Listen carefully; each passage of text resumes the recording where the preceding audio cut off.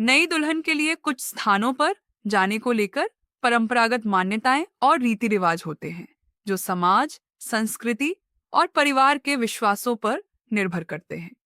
शादी के बाद के शुरुआती दिनों में कुछ स्थानों पर जाने से परहेज करने के पीछे अलग-अलग कारण हो सकते हैं, जैसे आध्यात्मिक, सांस्कृतिक, सामाजिक और सुरक्षा से जुड़ी चिंताएं। हालांकि आधुनिक समय में ये नियम हर परिवार में लागू नहीं होते और व्यक्ति की मान्यताओं पर निर्भर करते हैं। सुनसान और श्मशान स्थल।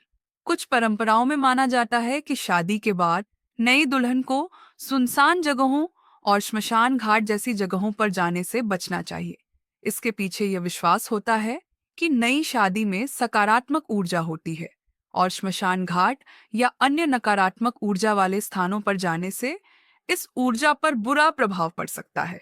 इसके अलावा यह मानसिक और भावनात्मक रूप से भी संवेदनशील समय हो सकता है, इसलिए इस तरह के स्थानों से दूरी बनाए रखना बेहतर माना जाता है।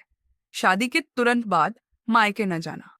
कई भारतीय परिवारों में यह परंपरा होती है कि शादी के तुरंत बाद दुल्हन को अपने मायके जाने की अनुमति नहीं होती।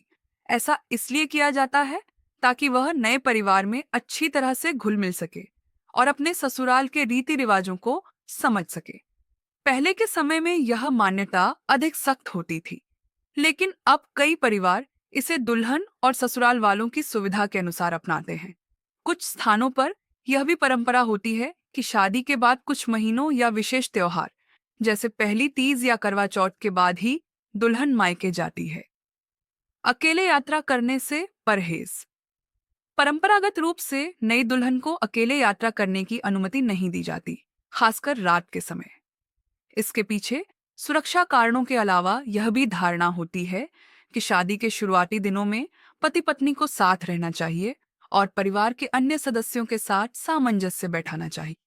इसके अलावा समाज में नई दुल्हन को लेकर एक अलग स्तर की जिज्ञासा और ध्यान होता है, इसलिए उसे अकेले बाहर जाने से रोका जाता है।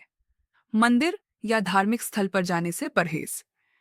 कुछ परंपराओं में यह माना जाता है कि नई दुल्हन को शादी के कुछ दिनों तक मंदिर जाने से बचना चाहिए। इसके पीछे कई कारण हो सकते हैं।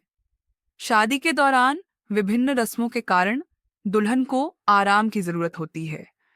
कुछ परिवारों में मासिक धर्म को लेकर नियम होते हैं और वे मानते हैं कि इस दौरान किसी भी धार्मिक स्थान पर जाना वर्जित होता है।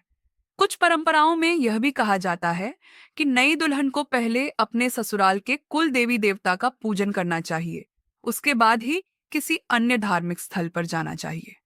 शोक सभा या अंतिम संस्कार में भाग न लेना। अधिकांश भारतीय संस्कृतियों में यह परंपरा होती है कि नई दुल्हन को शादी के तुरंत बाद किसी भी शोक सभा या अंतिम संस्कार में भाग नहीं लेना चाहिए। इसके पीछे यह मान्यता होती है कि शादी एक शुभ अवसर है और अगर दुल्हन तुरंत किसी अशुभ स्थान, जैसे किसी के निधन पर शोक सभा पर जाती है, तो यह शुभ संकेत नहीं माना जाता। इसके अलावा यह भी विश्वास किया जाता है कि नई दुल्हन पर घर की समृद्धि और खुशहाली का प्रभाव पड़ता है और उसे सकारात्मक वातावरण में रहना चाहिए। देर रात बाहर न जाना।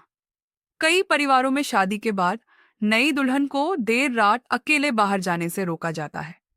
इसके पीछे मुख्य रूप से सुरक्षा कारण होते हैं, लेकिन पारंपरिक रूप से यह भी माना जाता है कि शादी के शुरुआती दिनों में दुल्हन को अपने ससुराल के नियमों का पालन करना चाहिए और परिवार के बाकी सदस्यों के साथ अधिक समय बिताना चाहिए।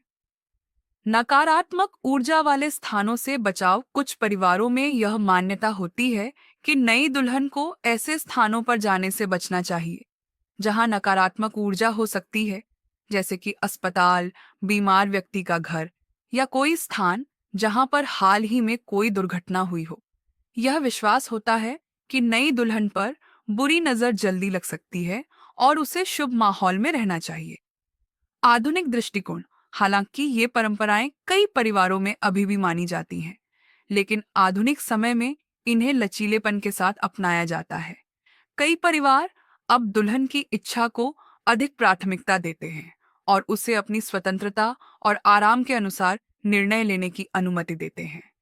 नई दुल्हन को किन जगहों पर नहीं जाना चाहिए, ये पूरी तरह से पारिवारिक रीति रिवाजों, सांस्कृतिक मान्यताओं और व्यक्तिगत धारणाओं पर निर्भर करता है। कुछ परंपराएं धार्मिक या सामाजिक मान्यताओं से जुड़ी होती हैं, जबकि कुछ सुरक्षा और आराम को ध्यान में रखकर बनाई गई होती हैं। इन नियमों का पालन करना या न करना पूरी तरह से व्यक्ति और उसके परिवार की सोच पर निर्भर